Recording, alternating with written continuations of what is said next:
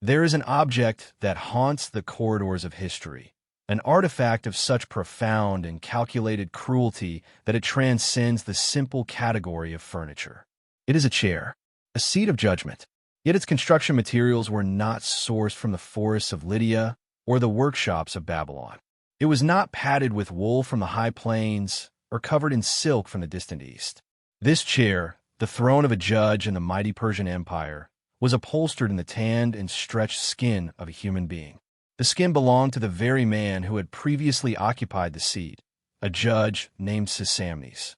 This was not the work of some savage tribe on the fringes of civilization.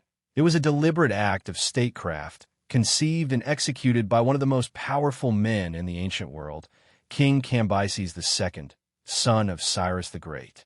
To understand this chair is to understand more than just a single, gruesome execution. It is to ask a terrifying question. How does power maintain itself? And what happens when the instruments of justice are forged from the very flesh of the unjust? This is the story of how a man's skin became a lesson, a permanent, tactile warning against corruption, and how an empire built on a premise of cosmic order used absolute terror to enforce its will. It is a story that peels back the veneer of law to reveal the raw, brutal mechanisms of control that lurk just beneath the surface. To grasp the chilling logic behind Kambises' decision, one must first understand the world he inherited and the man he was. He was the son of a legend. Cyrus the Great was more than a conqueror. He was a political visionary who had forged the Achaemenid Empire, the largest the world had ever seen, not merely through force of arms, but through an unprecedented policy of tolerance and integration. Cyrus was the unifier, the benevolent father figure who respected the customs and religions of the peoples he subdued. He allowed the Jews to return to Jerusalem, honored the Babylonian god Marduk, and created a narrative of liberation, not subjugation. He established the concept of Arda, a Zoroastrian principle representing truth, order, and righteousness, as the ideological foundation of his empire. The king was the guarantor of Arda, the earthly force holding back the chaos of Druj, the lie. This was the empire Kambises inherited in 530 before Christ, a sprawling, multi-ethnic tapestry held together by military might, efficient administration, and a carefully cultivated image of righteous kingship. But Kambises was not his father. Where Cyrus was a diplomat, Kambises was a soldier. His upbringing was steeped in the martial necessities of a new and expanding empire. His gaze was fixed not on consolidation, but on conquest, on completing the work his father had begun. The one great prize that had eluded Cyrus was the ancient and wealthy kingdom of Egypt, a land of inscrutable gods, vast riches, and millennia of self-contained history. The conquest of Egypt would be Kambises' defining achievement, the act that would prove he was not merely the son of a great man, but a great man in his own right. In 525 before Christ, he achieved his goal. After the decisive battle of Pelusium, where Persian ingenuity and ruthlessness allegedly involved driving cats, animals sacred to the Egyptians, before their lines to disrupt the enemy, the pharaoh was captured and Egypt fell under Achaemenid rule. It was in the aftermath of this conquest that the character of Kambises began to curdle in the historical record, primarily through the accounts of the Greek historian Herodotus. To the Greeks, and later to the Egyptians who chafed under Persian rule, Kambises was not a righteous upholder of Arda, but a desecrating madman.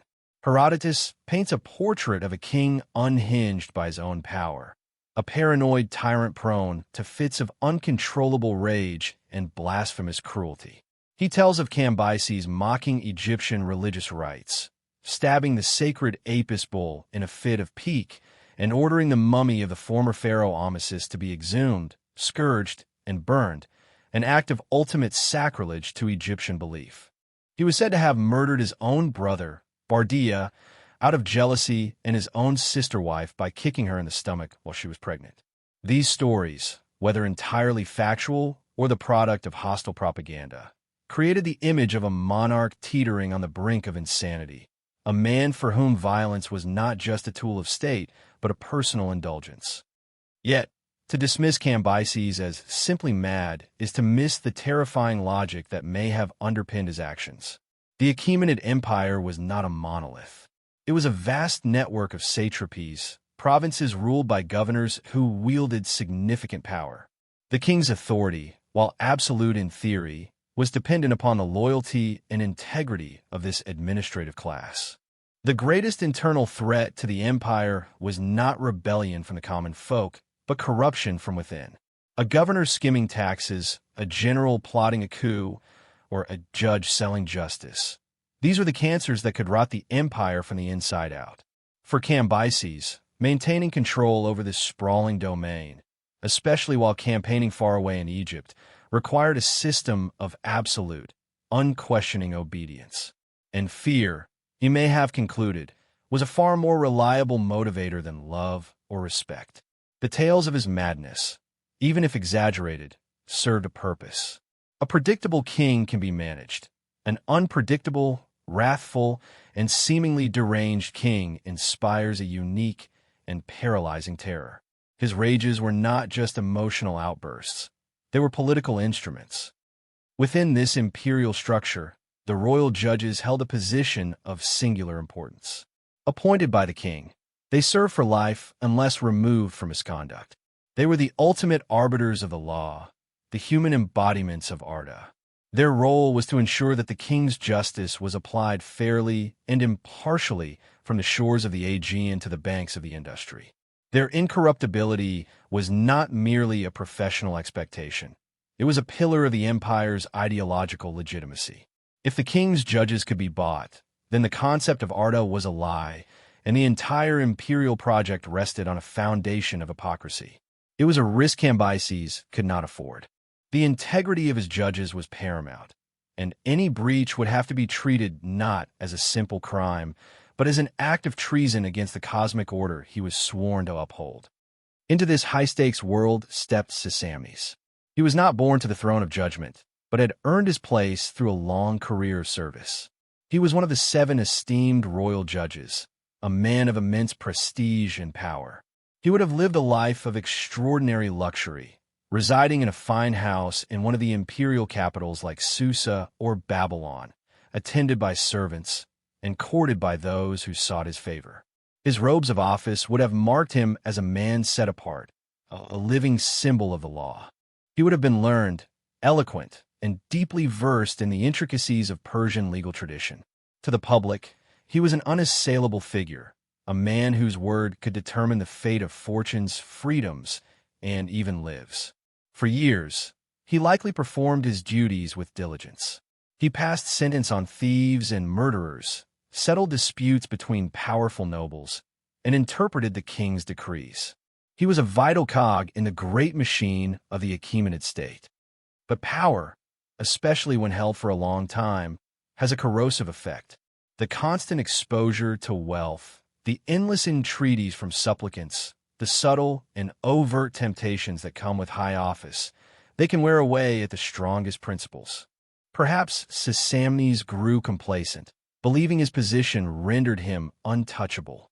Perhaps a lifetime of witnessing the empire's vast riches flowing into the royal coffers made him feel entitled to a greater share for himself. Or perhaps it was a simple, common human failing, greed. The whispers began subtly. A judgment that seemed oddly skewed, a legal favor granted to a wealthy merchant of questionable character, a sudden and inexplicable increase in his personal fortune. In the paranoid corridors of the Persian court, such whispers traveled fast. Yet, for a time, Cisamnes remained secure, wrapped in the authority of his office, convinced that his discretion was absolute. He had forgotten one crucial detail. The ultimate source of his power was not the law itself, but the king. And the king was watching. The moment of truth, the act that would seal Cisamnes' fate, came in the form of a court case. The details of the original dispute are lost to history, but its structure is timeless. 2 parties stood before the judge's bench, one with justice on his side, the other with a heavy purse. The litigant with the weaker case, knowing he could not win on merit, sought to win through corruption. A secret meeting was arranged. A price was named. A bag of gold, heavy and gleaming, was offered to Judge Cisamnes. In that moment, he stood at a precipice. On one side was his oath, his duty, the entire ideological weight of Arda, and the trust of his king. On the other was a fortune, a tangible reward that could secure his family's comfort for generations. We can imagine the scene. The judge, alone in his chambers, the gold piled on his table, its metallic sheen reflecting in his eyes. He might have rationalized his decision. The case was minor, he may have told himself. The injustice was small, its ripples insignificant in the grand ocean of the empire. Who would ever know? He was a royal judge, his verdict final. He weighed the abstract principle of justice against the concrete reality of the gold, and the gold won. The bribe was accepted. When the court next convened, Cisamnes, in his flowing robes of office, took his seat upon the judge's bench. With a voice full of practiced authority, he delivered his verdict. It was a masterpiece of legal sophistry, a decision wrapped in complex language and precedent, but its outcome was simple and crooked. The innocent party was ruined, the guilty one vindicated. Justice had been sold. Cisamnes collected his blood money, and for a short time, he must have felt clever, powerful, and utterly secure. But walls have ears, especially in a court ruled by a suspicious king. The wronged party, having lost everything, had nothing left to lose. He may have sent a desperate petition to the king himself, a final plea for true justice. Or perhaps a rival of Cisamnes, eager to see him fall, dispatched a secret message to the royal court. However it happened, the news of the corrupt judgment found its way across the deserts and mountains to the ears of Kambises. The king's reaction was not the explosive, irrational fury of the madman depicted by Herodotus. It was something far more terrifying, a cold, methodical, and absolute rage. This was not merely a case of a venal official enriching himself. To Kambises, this was a profound betrayal. Cisamnes had not just broken a law. He had defiled a sacred trust. He had taken the king's justice, the very essence of the king's authority, and sold it like a common market good. He had introduced dirige, the lie, into the heart of the imperial system. It was a personal insult and a fundamental threat to the stability of his rule. Kambises acted with chilling deliberation. He did not send a squadron of guards to drag the judge away in the dead of night. He summoned Cisamnes to his presence. The summons itself would have been unsettling, but perhaps not yet terrifying. A royal judge might be called upon to advise the king or to report on legal matters. Cisamnes, likely cloaking his guilt in a veneer of arrogance, would have made the journey to the king's court. He probably prepared his excuses, polished his arguments, ready to deploy the same rhetorical skills he used to pervert the law. He would have entered the king's audience hall, a vast space designed to awe and intimidate, and bowed before the King of Kings. And then he would have looked up and seen the expression on Kambises' face. In that instant, all his self-assurance would have evaporated. There would have been no room for negotiation, no chance for a plea. In the king's eyes, he would have seen not a judge to be persuaded, but a traitor to be condemned. Kambises would have laid out the accusation, perhaps presenting the evidence his spies had gathered, the testimony of the wronged man, the proof of the bribe. The confrontation was not a trial. It was a formality. Cisamnes was guilty. His fate was sealed. But simple execution would not suffice. A quiet death in a prison cell would be a wasted opportunity. Kambises had decided that the punishment for this crime must be as public and as memorable as the office Cisamnes had disgraced. It needed to be a lesson, a spectacle of terror that would burn itself into the consciousness of every official in his empire. He pronounced his sentence, and its horror would have struck Cisamnes with the force of a physical blow, a sentence that targeted not just his life, but his very body, his skin, his legacy.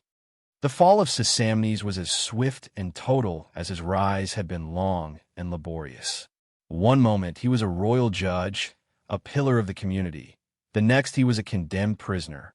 The fine robes were torn from his back, replaced by the rough cloth of a captive. The chains that bound his wrists were a brutal, physical manifestation of his new reality.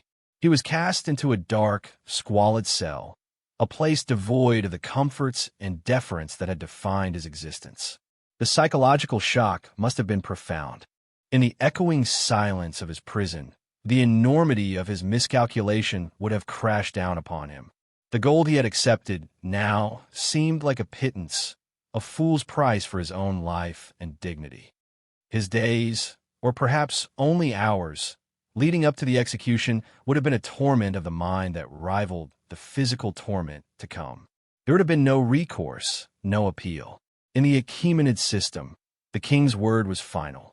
The power of Kambises was absolute, a force of nature against which no individual could stand. Cisamnes' family might have prostrated themselves before the king, weeping and begging for mercy, but their pleas would have been met with a stony, implacable silence. To show mercy in this case would be to show weakness. Kambises was not interested in forgiveness. He was interested in instruction. The lesson required sacrifice, and Cisamnes was the chosen offering.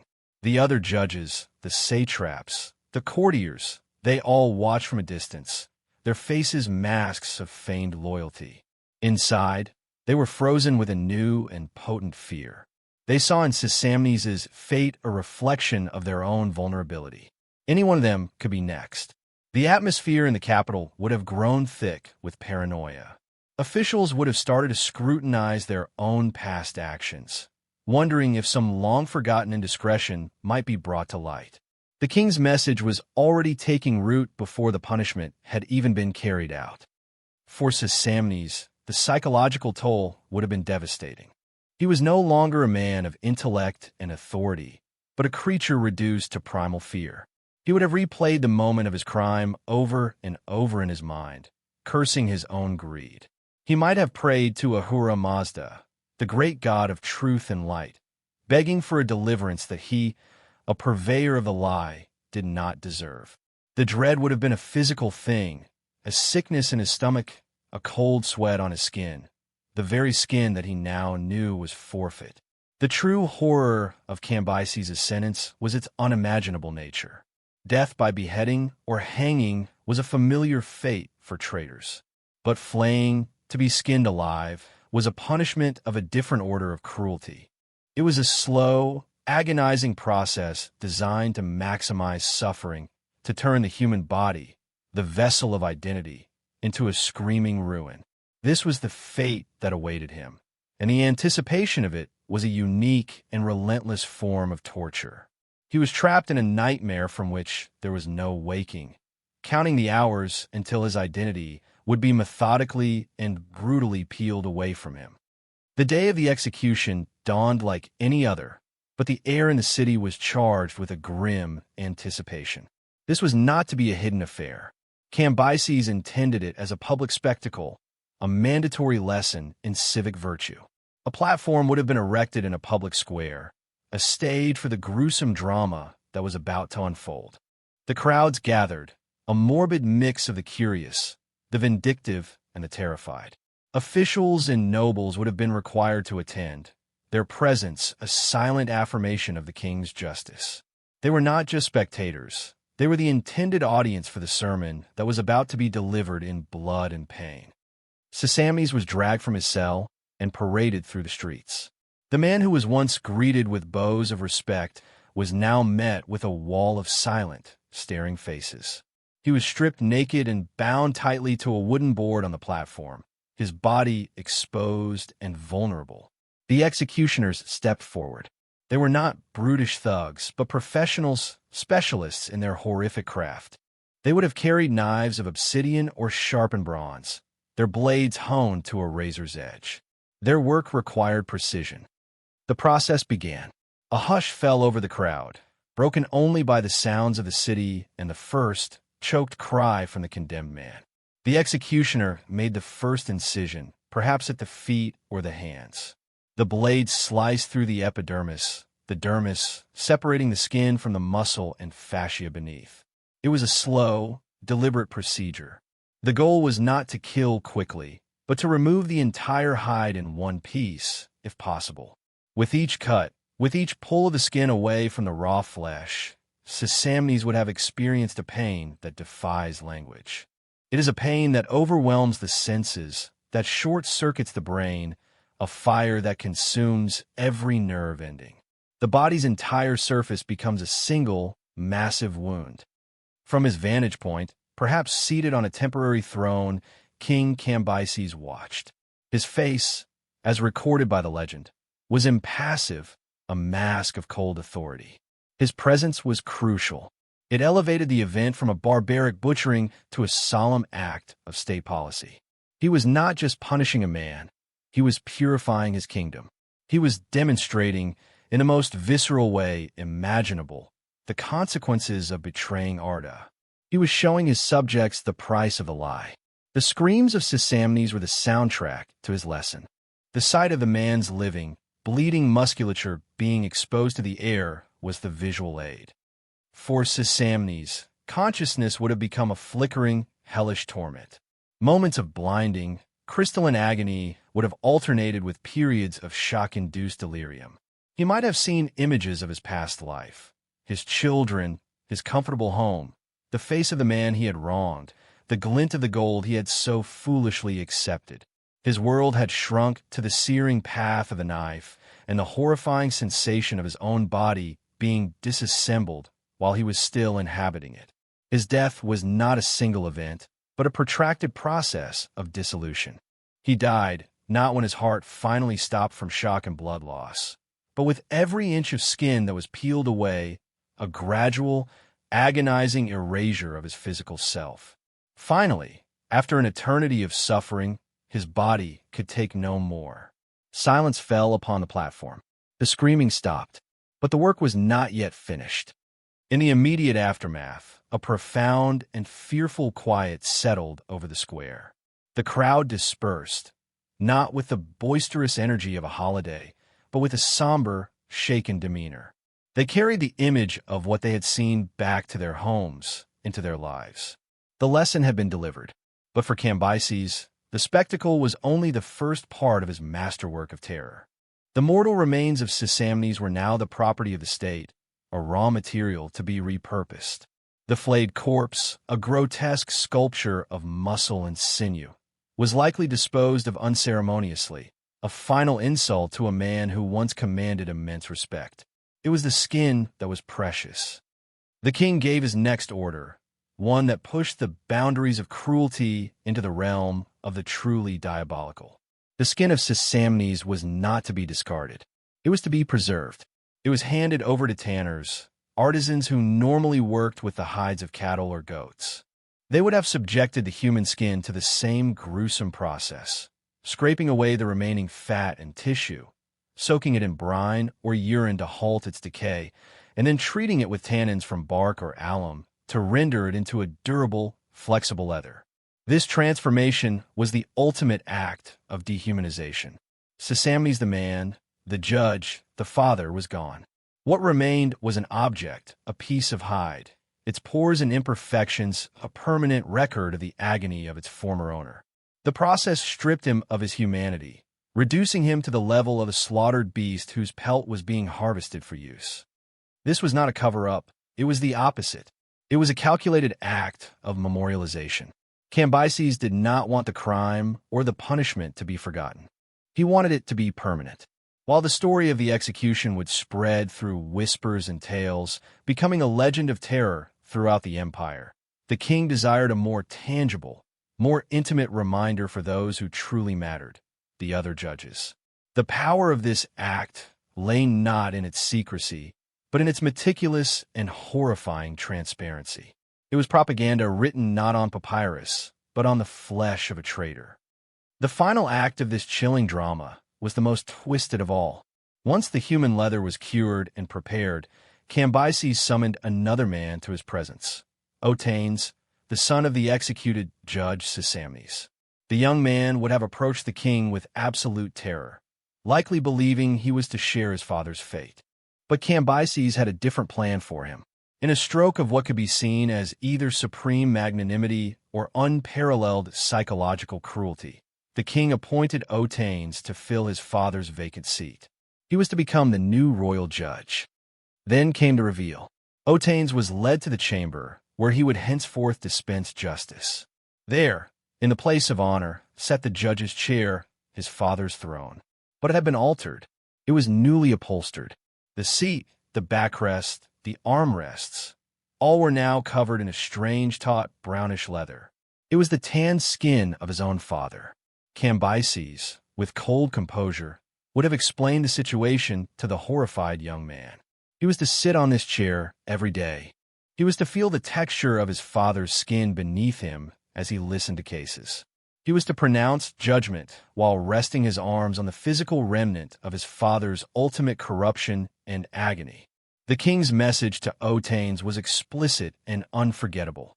Let the memory of the man who occupied this seat before you inform your every decision. Do not forget the price of injustice. He was being given a chance to redeem his family name, but at the cost of being chained forever to this monstrous heirloom of his father's failure. The lesson, in its brutal efficiency, was a success. The historical record, again transmitted by Herodotus, notes that Otanes went on to become one of the most honest and upright judges in the entire Persian Empire. He never took a bribe. His judgments were famously fair and impartial. How could they be otherwise? Every moment of his professional life was spent in direct physical contact with the most powerful possible deterrent. The chair was not merely a symbol. It was a constant, tactile reminder. When a wealthy merchant offered him a secret purse of gold, Otanes would only have to run his hand along the armrest of his chair to feel the consequence of such a choice. He did not just remember his father's fate, he inhabited it. He sat, quite literally, upon the evidence of his father's transgression. The psychological toll on Otanes is something we can only imagine. Did he grow to hate the chair, to see it as an instrument of his own daily torture? Or did he, over time, come to view it with a kind of grim reverence, a sacred object that kept him on the path of righteousness? Did he suffer from nightmares, haunted by the ghost of his father or the imagined agony of his final hours? He was a man forced to build a reputation for justice upon a foundation of absolute horror. His integrity was purchased with his father's skin and his own peace of mind. The story of Cisamnes and his chair became a potent legend within the administrative class of the Persian Empire, a cautionary tale told to new scribes and aspiring officials for generations. It was a stark illustration of the king's reach and the terrible swiftness of his justice. It is, of course, essential to approach this story with a degree of historical caution. Our primary source is Herodotus, a Greek writing about a rival empire. The Greeks often portrayed the Persian kings as decadent, cruel, and tyrannical, in contrast to their own ideals of democracy and freedom. The story of the flayed judge fits perfectly into this narrative of Oriental despotism. It is entirely possible that the details were exaggerated or even fabricated as anti-Persian propaganda. Some historians argue that Kambises was not a madman at all, but a capable, if severe, ruler whose reputation was systematically blackened by his successors and enemies, particularly the Egyptian priesthood who resented his conquest and his reforms. The tale of his madness and sacrilege in Egypt may have been a smear campaign to delegitimize his rule. However, whether the story of Cisamnes is accurate in every gruesome detail or not, its power endures because it speaks to a deeper truth about the nature of Achaemenid power. The empire, for all its rhetoric of arta and order, was maintained through an ever-present threat of overwhelming force. The public punishments, the crucifixions of rebels, the impalements, these were not hidden away. They were public spectacles designed to terrify and subdue. The story of the judge's chair, even if it is a legend that the Persian subjects and rivals found entirely plausible.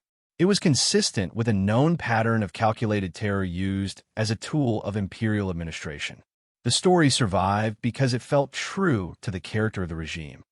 This tale forces us to confront uncomfortable questions about justice and power. Was the execution of Cisamnes an act of justice? He was, after all, guilty of a profound betrayal of public trust. His corruption had caused real harm. But can a punishment of such exquisite, and theatrical cruelty ever be considered just? Or does it descend into something else entirely? An act of vengeance, a display of raw, unconstrained power that cares nothing for proportionality or human dignity. Kambises may have claimed to be restoring Arda, but his method was one of pure, terrifying chaos unleashed upon a single human body. He used the ultimate form of disorder to enforce order. The true genius of Kambises' act lies in its manipulation of memory. He did not simply want Cisamnes to be punished and forgotten. He wanted him to be remembered in a very specific way. The chair transformed a momentary act of brutal execution into a permanent institution of fear. It became a living lesson, a pedagogical tool of horror. It brilliantly contrasted the public image of Persian justice, solemn, orderly, and righteous, with the private, tactile reality of its enforcement. For the world, Otanes was the symbol of renewed integrity. In the privacy of his own chamber, he was a man forced into a daily, horrific communion with the consequences of failure. This is the ultimate expression of authoritarian power, the ability to control not just the bodies of your subjects, but their minds, their memories, and the very objects they touch. Ultimately, the chair of Cisamnes' skin is more than just a relic of a barbaric past. It is a timeless and chilling metaphor. It represents the moment when the law becomes an instrument of terror, when the state, in its quest for absolute control, inscribes its authority directly onto the flesh of its citizens. It is a cautionary tale that echoes through the ages, a reminder that the systems designed to protect us can be twisted into instruments of unimaginable cruelty. The story of the corrupt judge who became a chair forces us to look past the grand monuments and legal codes of empires and see the human cost of power. It reminds us that the line between justice and atrocity, between order and terror, can sometimes be terrifyingly thin, perhaps, as a carefully preserved layer of human skin.